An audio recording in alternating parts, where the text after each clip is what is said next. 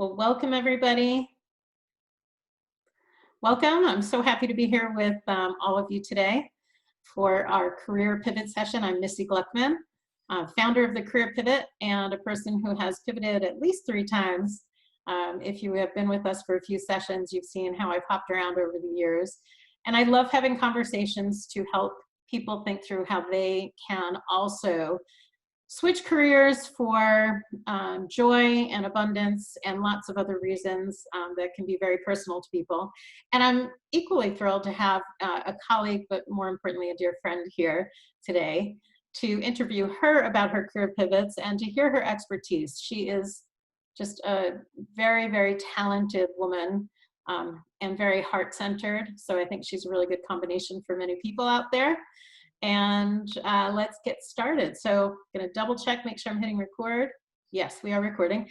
And let's go ahead and introduce Manmeet. Hi, Manmeet. Hello. Thanks for being here today. I'm excited about it. Thank you. And I'm hoping to get some good conversation going with all of you. Yeah, I hope it is ultimately a conversation. We will definitely break for Q&A. As usual, I'm gonna have a conversation with Manmeet and ask her some questions. I'm gonna read a quick bio, give you a sense of who she is in terms of her formal experience. And you'll see me occasionally hitting the computer just because I'm letting more people into our shared space. And so Manmeet Singh Fox is the principal of Pitcher and Crow Leadership Effectiveness. She's a self-professed late bloomer, which I love. I feel like we're all blooming at different stages in our lives. And she's a leadership coach whose career experience includes international education, human resources, training and development, executive search, DEI work, and leader and team coaching.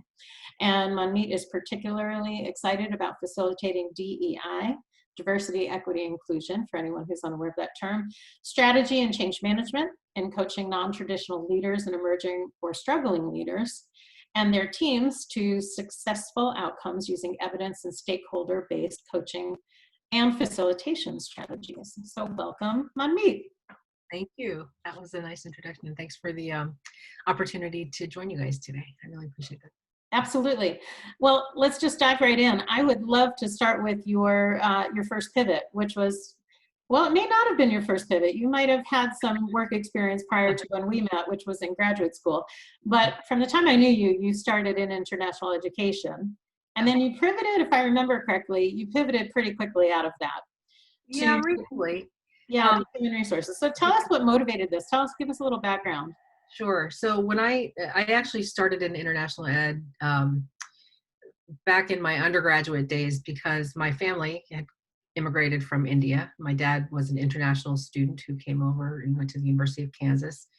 And growing up, one of the stories that I heard throughout my youth was how helpful his international student advisor had been to him when he got started landing, getting situated in housing, getting all of the needs that he had in place. And then he could bring his family over with him. So he always spoke really lovingly of the help because he came here with maybe $500 in his pocket, some of which he lost on the way, lost his baggage on the way. So that help was so meaningful to him to have somebody there who was welcoming and ready to receive him and help him get on his feet. And so that struck a chord with me throughout my life. And then one of the things that I also liked about that experience was being an international and living amongst a lot of different people from different places. And that was the experience that we had growing up through their interactions and their relationships. So when I got to college, I knew I wanted to do something international. I didn't know what that was.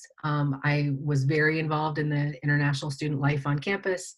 And then as I was starting to move towards graduation, was figuring out, because I went the political science and international relations route, and started figuring out that, well, there are career opportunities in working with students from around the world. And part of that was through my experience with the International Student Office.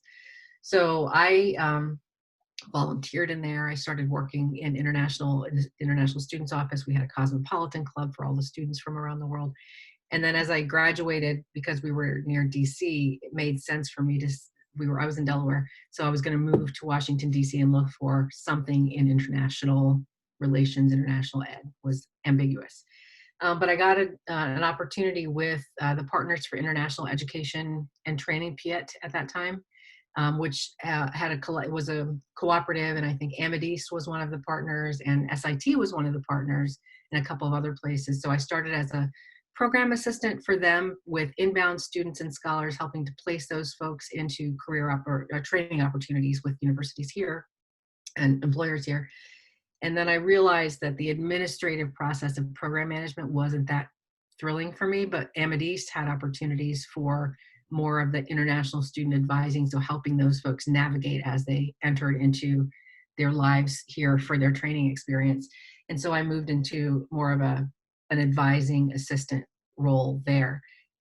Once I was there, I was meeting a lot of students from North African and Arab countries who were French speakers.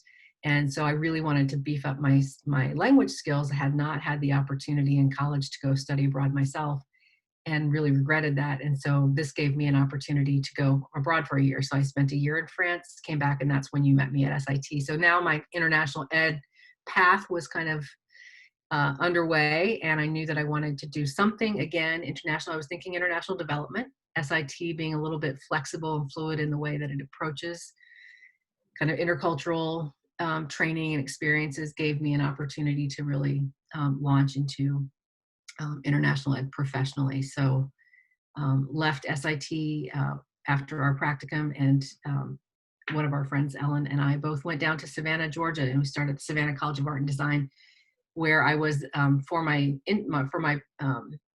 internship initially a temporary international student advisor, and that became a permanent role. And then that permanent role became the director of international programs, also smattering of teaching English ESOL to inbound students for a little bit.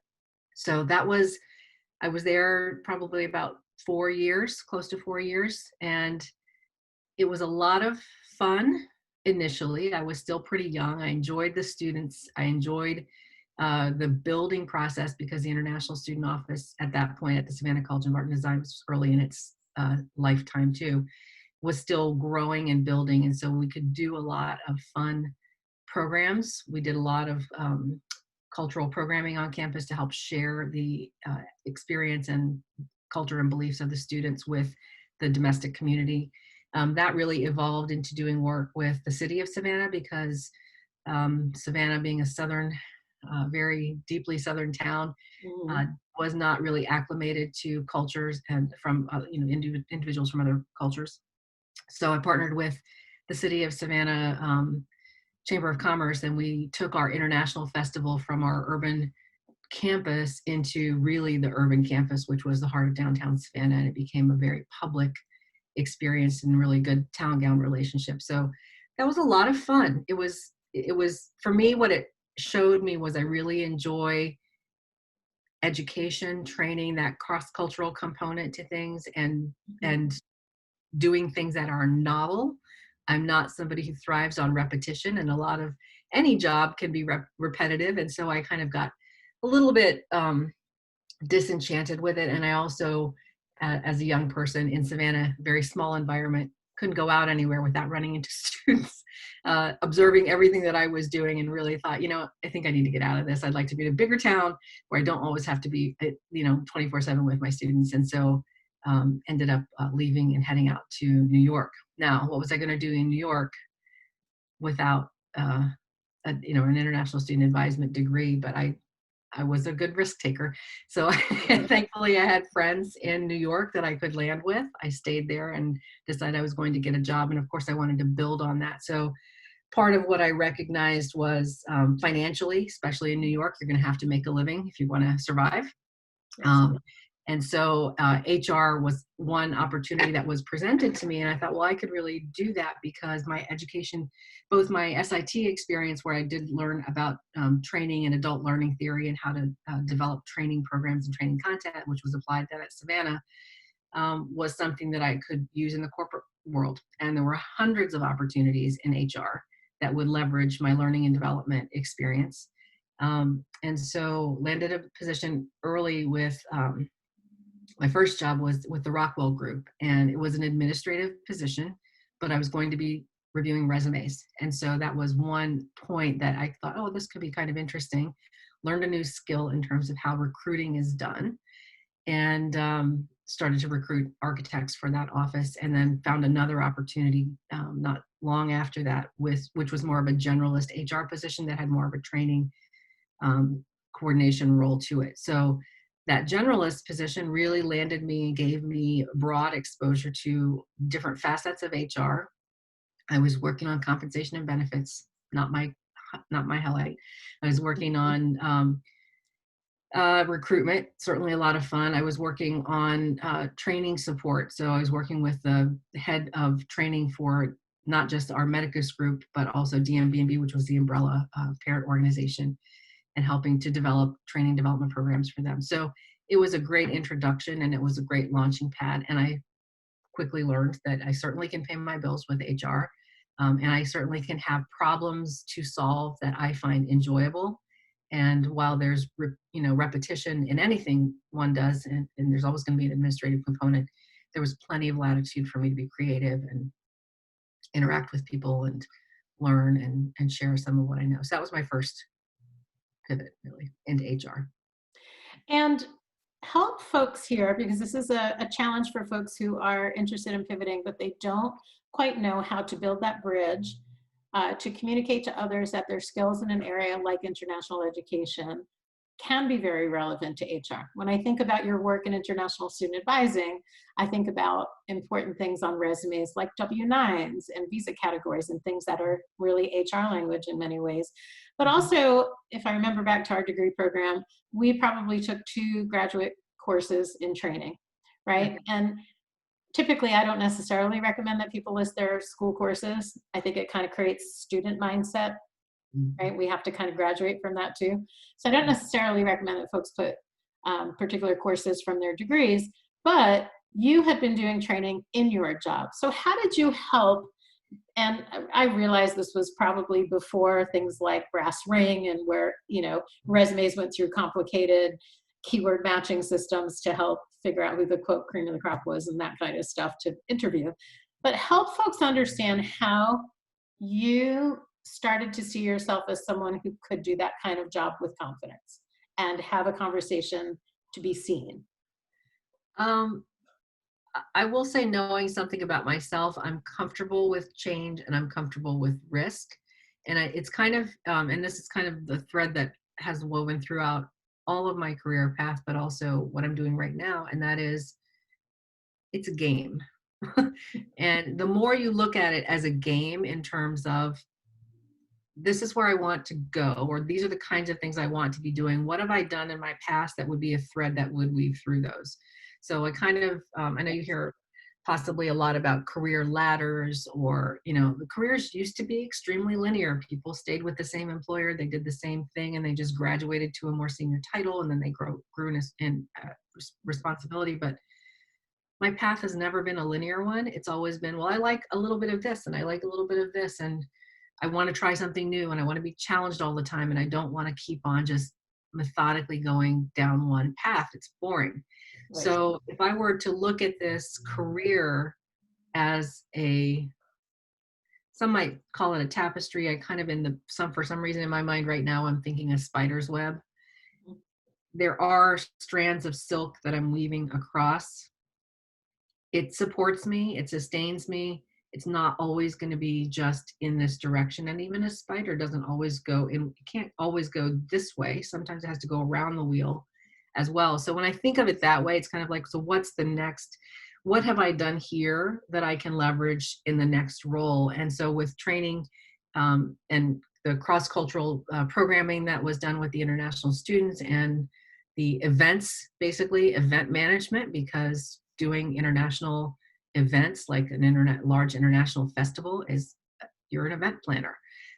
When you're orienting students to life in the United States, you're doing orientation and onboarding. That is all relevant to a career, for example, in HR. So if you're using the right language to say, well, I oriented and onboarded students to their college experience and to their life in the United States, that is a critical skill that you use with employees. All of you have been onboarded into jobs that you've done. So it's finding the language that's resonant for the next role and finding the experiences you had that do map to that competency, if you will. It's not a skill, but a competency. So I have the competency of doing orientation, onboarding, facilitation. I can stand up in front of a group. I can deliver information about detailed benefits, programs, rules that they need to know, policies they need to understand. All of that's transferable. So I look for those threads. I couldn't have said it better myself. I think we need to bring Manmeet on board for more coaching over here. Yes, I would give you an A+ in that answer. Bravo. Yeah, you can see why she was able to pivot. That was really, really great. And I love what you said about skills and competencies are different. And I love what you said for visual learners out there. The idea of the spider web, I think, is really helpful. Jump on the chat, anybody, if that answer really kind of resonated with you in a big way, because it did for me. Let's talk for a minute. I have a list of questions here for you, so forgive me if I'm turning my head. So much of the challenge with career pivots is that people kind of get in their own heads, right? And they worry, right? They kind of start with what they're lacking or what they think they're lacking. Mm-hmm. Although if they heard your answer really well, they'll start to see that they have a lot of what they think they're lacking, and that's what they need to propel themselves forward in a new career. So let's think about that aspect of it. The challenge of I'm trying to get out of the sun here. It's actually kind of it's okay. You can keep moving around the room. Yeah. See my daughter's bed back there. Sorry about that. No worries. I'm sitting directly in front of the pile of books my husband brought down from the room he's cleaning out that need to apparently fit in the bookcase behind me. So well positioned. Let's talk about when people feel like they don't have enough experience, right? And their immediate, I think, because a lot of people who tend to gravitate toward the Melly B Global world that I run tend to come from academia or have degrees. And so their instinct is to think, well, I have to take more classes and I have to get more certifications and I have to be more confident. And the way I can be more confident is to only approach it that way. And so from your pivot experience, your leadership work, your coaching, how do we deal with some of those gremlins, those feelings of inadequacy that keep us from acting, right? Mm-hmm. And the acting that often happens when I work with folks is that they tell me they signed up for a class immediately. Yeah. Right? So, and budgets are important. I want people to know that there is a good possibility, depending on where you want to pivot. And if you're unsure where you want to pivot, that's okay. We can work on that, figuring that out. But the answer is not always that you have to drop a lot of money for a course or certification. So tell us a little bit about that, Manmeet. Yeah. So I think there are, you're all probably familiar with knowledge, skills, and experience, right? So you have to have a fundamental baseline of knowledge. And I think a class can be helpful for that, or certification can be helpful for that, because you do have to prove that you have the body of knowledge needed to enter a space. So I'll just use the HR as an example. And that is, I had to know what laws and policies applied so I could manage risk for my employers and be within the realm of the law as I thought through and problem solved issues that came up in the workplace. So while in my first role in HR, I did not have, we had an HR class at SIT. That was one of the courses that I took, but it was not, it was a broad based course. It didn't give me, a good grounding. But the role that I took on, because of where I was at that stage in my career and what I wanted to do, was an entry-level role. And that gave me the foundational knowledge that I needed. So I learned through experience by taking a little step back, because I left SCAD with the Director of International Programs title. That would have thrown some people off. New York being a very forgiving place in terms of looking at different diversity of experiences was more receptive to, you've gone to grad school and you've worked and you had this nice title, but now you want to work in HR. Are you willing to do this? And of course I was willing to do it, because I wanted to get my foot in the door. And it was going to pay my bills. And that was important, because I had to have a way to do that. Nobody was supporting me.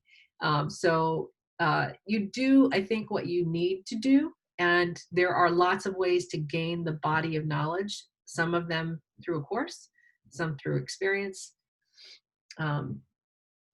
So I think you just have to decide what's comfortable for you, but doesn't always, there's not one path. That's what I would say. I fully agree.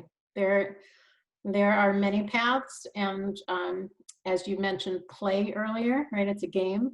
Yeah. Part of the game experience is figuring out, almost like a puzzle, which is the right path for me, because as you said, it is not the same for everybody.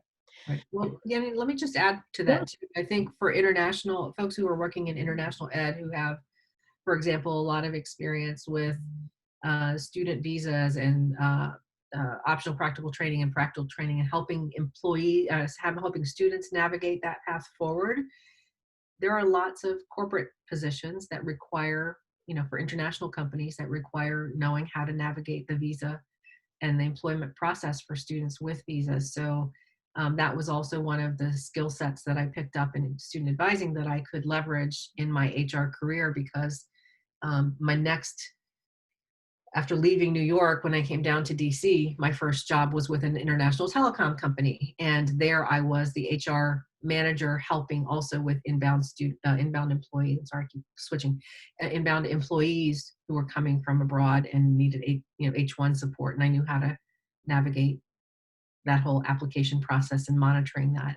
And so I could switch quickly to H1 and H1Bs versus just the student visa. So Yes, and for anyone, it's a really good point. For anyone who did come to the first live session where I talked about my career transition, also from international student advising and study abroad into global relocation, HR consulting, being able to talk about the visa piece for students and then to kind of explain that, well, I understand what you do here is really the visa piece for parents, and I understand what's unique about me is that I really also can help the student piece of it. And it makes the connection. It shows people that you have the foundation that you can build on, which is really critical.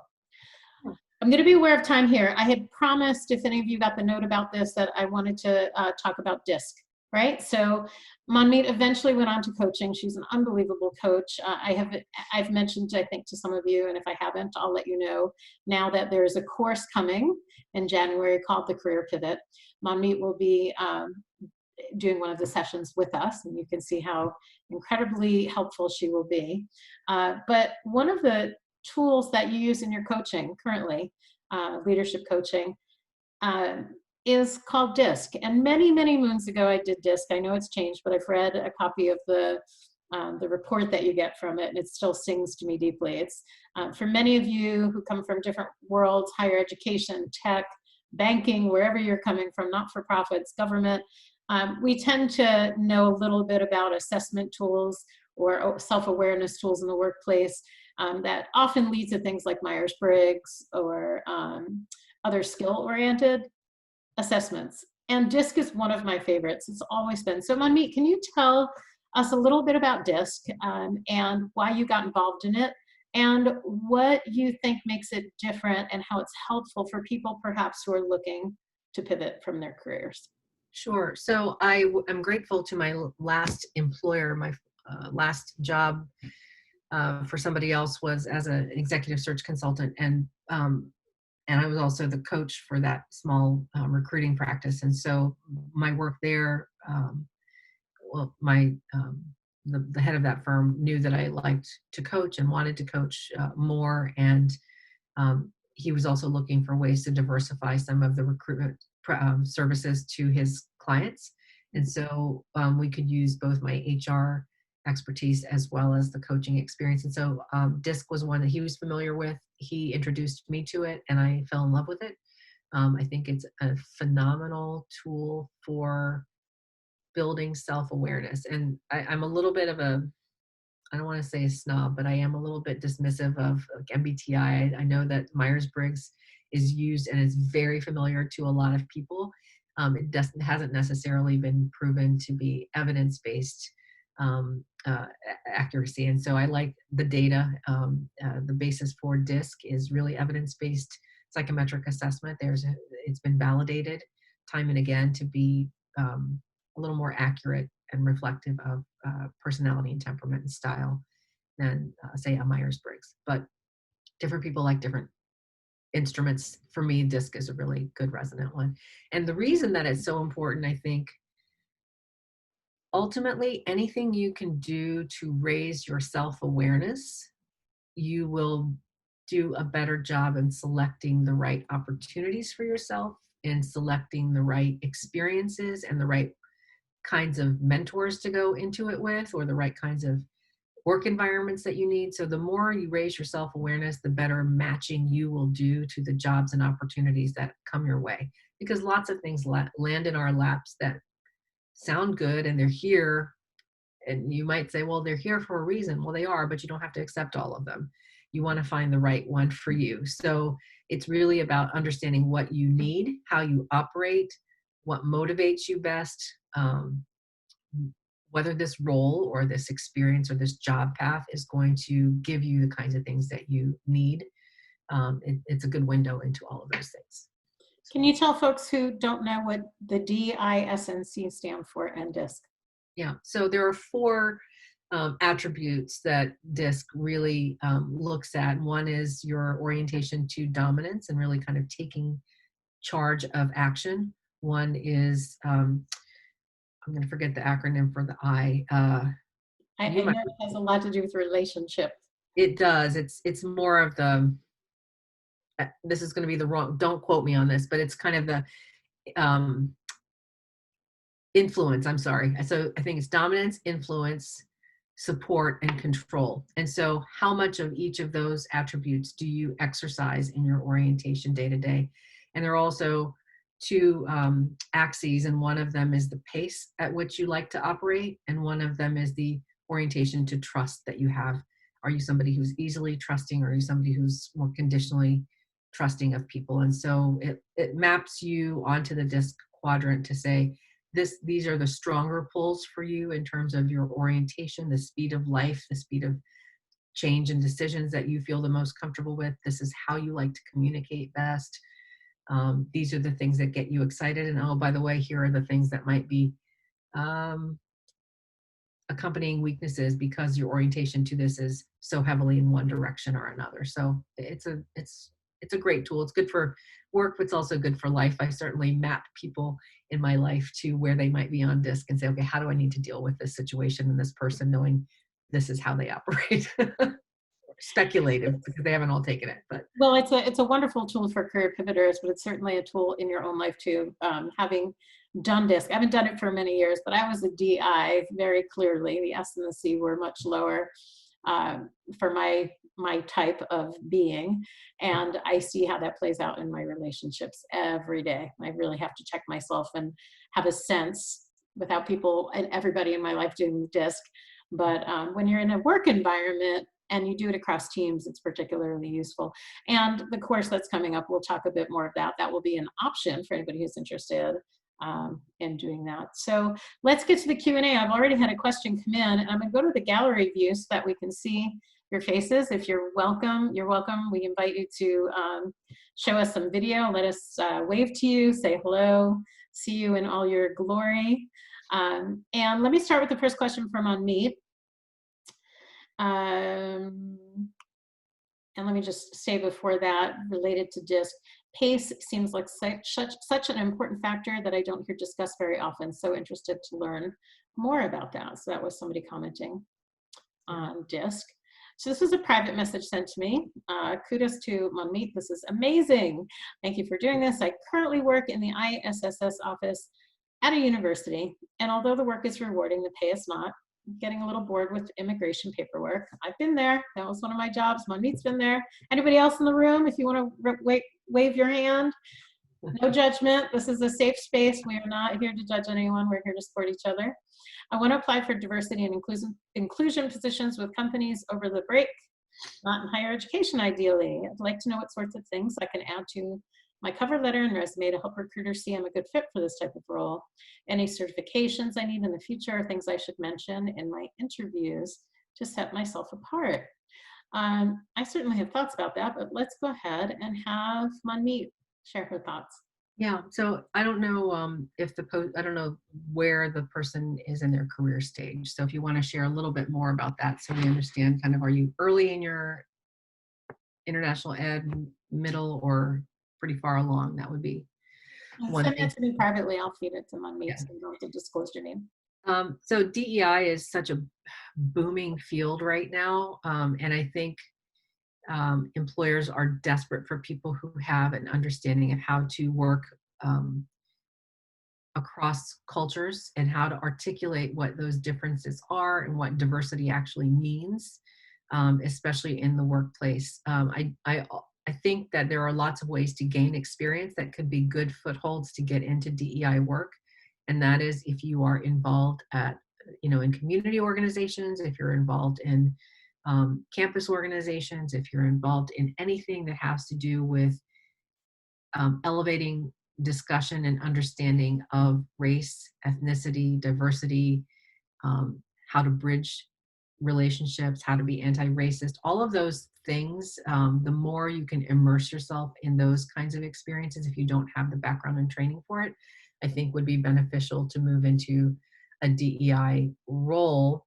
perhaps not as a lead facilitator or as a consultant strategist, but maybe as a member of a team who's delivering diversity, equity, and inclusion programs for different employers if you want to move into the space there. Now, the other path I think that's interesting for folks who've been in academia, depending on, again, on your role, is the more you Mid-level, just so you know. mid-level. Okay. So I think a lot of organizations, if you're looking to do it on the corporate side, are looking for people who have um, deep knowledge, or at least deeper than they have, because reality is not a lot of us have that deep a knowledge of DEI as we should.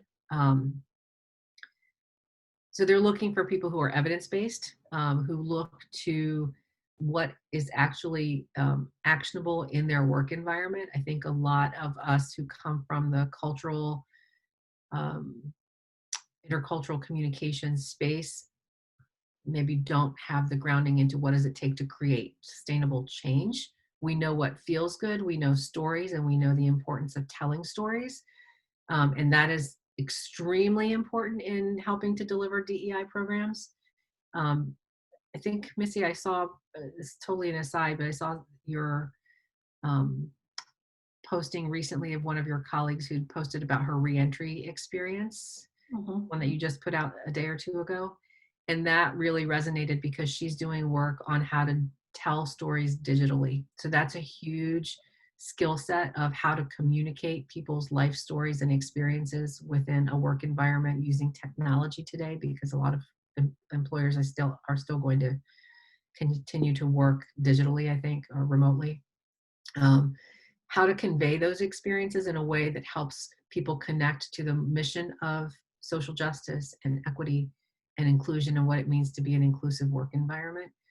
This is an area where I probably lean into, if you don't have a certificate, it's probably a good idea to get one. I Mhm. think that will help build some credibility, especially with your work with international students, but then also on top of that, working on, because international students, we don't necessarily work so much on race and equity issues. We work on intercultural communication. So it's a slightly different orientation. But I think if you want to work on race and social justice in the domestic environment, I think you really would benefit from having a certificate of sorts. And then the rest of it is really project management, program management, and effectiveness. But that body of knowledge in this case, I think, is pretty significant. I'm going to second that. DEI work is not cross-cultural or intercultural work. Yeah. It is a whole body of work onto itself. And I think it's really important for you to ask yourself what's drawing you to this work, and also think about who it is uh, through the organization and the values and the approach to the organization, as well as the people who need to hear the work. Who are they going to hear that best from? I personally, as a white woman in America, have stayed away from that work because I don't feel that I am the person to be opening those conversations. I have leaned into other people who are experts in that work, who are diverse and have those skills. But it is something that I would agree, if you're interested in it, that you absolutely should get some sort of, at the very least, start with a really clear reading list and start there. And there are strategic ways you can put those kinds of things on your resume to show that this is more than just a, good neighbor kind of thing that you're trying to do, that this is really a deep, deep interest of yours that you have committed to. Right. I'm going to add a little bit to that, Missy, if you don't mind. Please. I think in the corporate space, DEI means a variety of things, and it's not often in the nonprofit sector, it's more about social justice and equity. In the corporate sector, it often tends to be more around representational diversity. So bringing in employees from diverse backgrounds. It also is about LGBTQ plus and gender diversity and sexual orientation. And even today, religious. Lately, I think HBR, Harvard Business Review, was saying something about socioeconomic diversity. And because that is the root of a lot of the disparity that we have, learning to talk around the issues of diversity and the systemic impacts for a wide variety of people and scope, I think is really critical. I'm going to move out of the direct line of mind. Forgive me for the shift. No worries. Yeah. Getting a tour of Monmeet's office. Okay. More towards, okay, is that good? Can you guys Yes. see me? All right. So I think it's useful, to really deepen your baseline knowledge in that particular area for that kind of a transition. But you can Very get valid point. I did not. I should not have implied that that it was only about people of color. It's about a wide range of diversity. Age, right? Age is a big one that's often not talked about enough, right? The value of age and interpretations of people's worth based on their age and experience, young and old, right? So wonderful. Okay. If that person can jump on the chat privately if they'd like to, just let me know if that was helpful. That would be great. We have another question here, and I realize we're over time. If anybody, we are recording, if anybody does have to jump, that's another obligation. We certainly do understand. So we have a comment here from somebody, while adapting language to describe skills in non-field specific terms, I feel it is still important to explain that IE experience, for those of you who don't know, in this case, IE is international ed, experience is part of my personal story. How general can we be in adapting our language to describe our previous roles? Monmeet, you want to jump at that and I'll add a couple of thoughts? Yeah, I think if you want entry, it's kind of like you have to just think about crossing cultures. You have to speak the language of the organization or the business or the industry that you're trying to enter.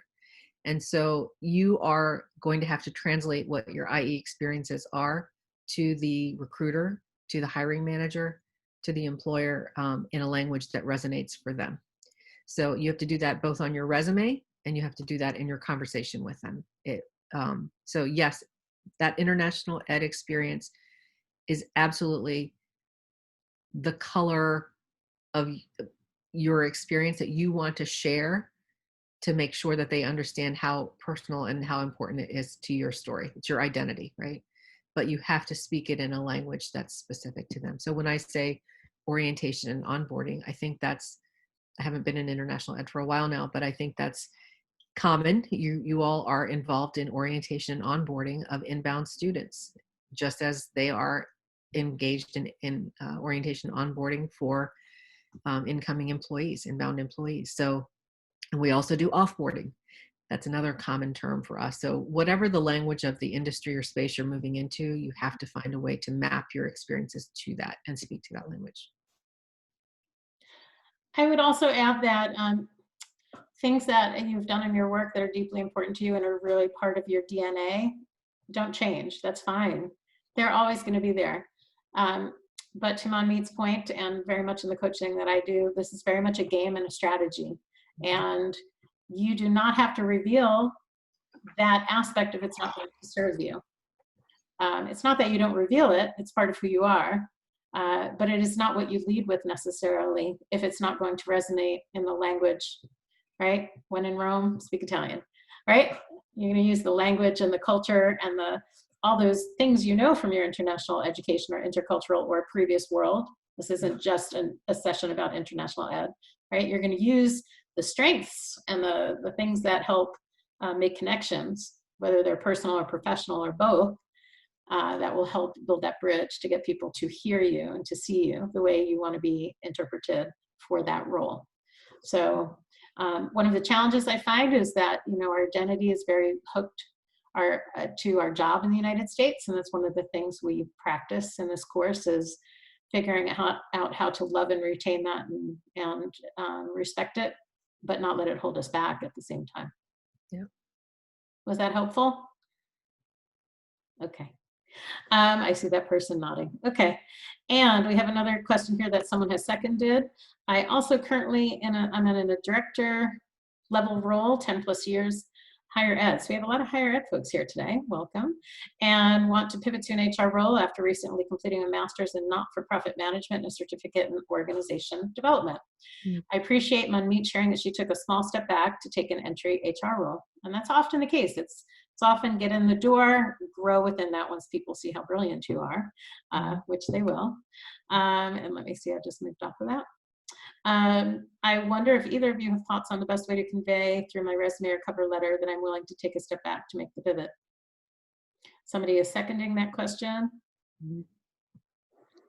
Yeah, I think it's a matter of, I think you can explain in your cover letter, and again, it's going to be specific to your experience, but really that your objective currently is to transition careers, and that you are looking for opportunities that will give you the exposure and the experience you need to build while leveraging the skills and experience that you've gained in program management, in event planning, in orientation onboarding, and in supporting inbound students. How can that translate? And I think one of the things you could consider is, can you do informational interviews with people who are immersed in HR roles and talk to them about how some of your skills might translate? So before you start sending out resumes and applications for HR positions, get familiar with how your skills might translate into an HR career through various discussions, both in the nonprofit space and also in the corporate space, because while nonprofits are very mission oriented and speak a slightly different language, at the same time, today, a lot of nonprofits are looking for people who have the expertise and the skill set for kind of consistent with the corporate space. It's not just about the mission anymore. It's also about business orientation, problem solving acumen, a lot of different things. So have those conversations so that you start to begin to learn the language that you need to then put into your cover letter or resume. Mm-hmm. And I realize we're talking very specifically, folks, I think we're drawn to this session because of the HR aspect, but for people to make it more general, there is like a playbook that works in each discipline or field. And so through those informational interviews, which we talked about a couple of sessions ago as a first place to start, is just start inquiring with people, what are things that are, what do you do all day? What are things that you like about your job? What does an average day look like? We've talked a little bit about how cyclical work can bore people. Manmeet and I are very much cut from that same cloth. After 3 or so years of orientation, helping students acclimate, getting everyone in the system and register, right? After the 3rd year or so, I was kind of like, okay, I want to do something innovative here. And this is kind of a lot of what I'm required to do, right? So you have to think about all of those different things, regardless of the field. Mm-hmm. Okay, someone is asking, would you say DISC, so back to DISC again, results changed? DISC results change throughout the years with experience, or is it similar to Gallup's strength test where they don't recommend you retaking the test? Yeah, they're not likely to change significantly. They might change a very small amount, but similar to other psychometric assessments, unless you've had a major kind of a critical shift in your life, I would say, a major loss or something that something tragic that shifted your whole orientation because it was just so dynamic for you, your likelihood is you are who you are. A psychometric assessment should have very similar results over time. So even if you were to retake it, you might, for example, Missy, you said you're a DI, you might be a slightly stronger D or a slightly stronger I at some point, but you're still going to be in the same neighborhood. So. I'm guessing I went straight, slightly stronger on the I. I think retaking DISC in my experience is really good with different teams, just because you're going to get tips on how someone like me who's a DI is going to need to style switch to work with someone who, say, is an SC, right? It's just totally different ways of communicating, for example. Okay, so we are a little bit over time. I'd love to start wrapping up here. I'd also love, I'm going to move to the gallery view, love to hear from people, hear your voices. If anybody would like to unmute themselves, have a question from Unmute, please, or for me, that I can chime in on, please go ahead and unmute yourselves if you want to throw in a last minute question. Otherwise, we'll move on to gratitude. You can also feel free to unmute yourself for gratitude too. So I'm going to honor silence for a moment as I do and let folks ponder that question or that thought.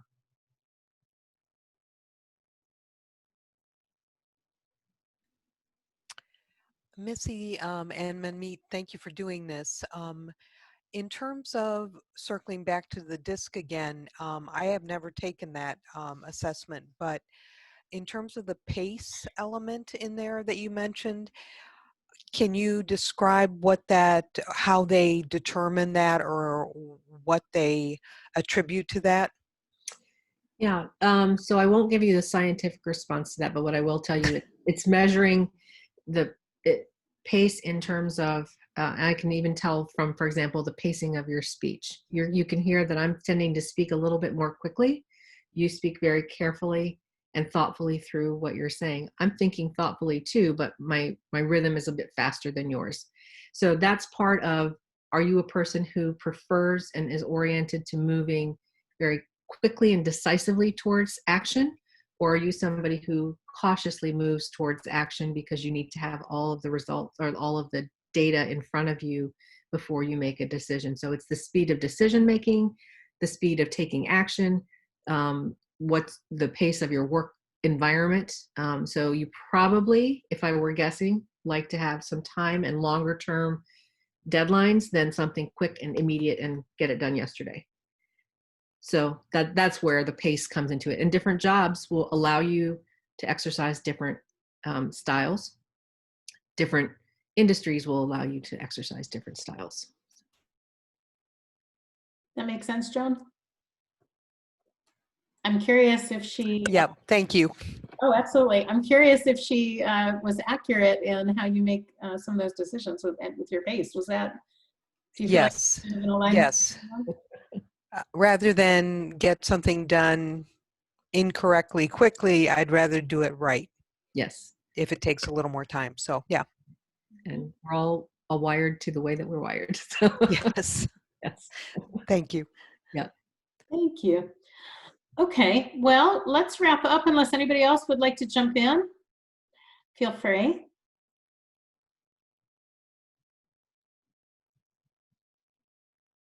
Okay, feel free to send a chat too if you'd like me to send a question through. But we will share the recording with you if you signed up. As I mentioned, Manmeet will be part of our upcoming course, the Career Pivot, which you'll get some more information about in the new year. I, meanwhile, will continue to send you lots of tips. If you have any follow-up questions or thoughts or reflections after today, that you want me to move forward to Manmeet, I'm happy to do that and get back to all of you in a future communication. But let's take a moment and thank Manmeet for her time today, her expertise. We deeply appreciate it. Someone's coming in and saying, great session. That was really helpful. I learned a lot. I think that's why I love what I do and love pivoting, is that you are always in a learning space. So Manmeet, thank you so much. You bet. Thank you for letting me be part of it. Appreciate it. Absolutely. Everybody, wherever you are in this world, have a wonderful day and night. We'll see you back at the Career Pivot session soon. And bravo. Keep going, guys. Have a good day, everybody. Holidays too. Yes, and happy holidays to everybody. 2021 can only get better, right? You got it. All right. Be well, everyone. Ready? Thank you.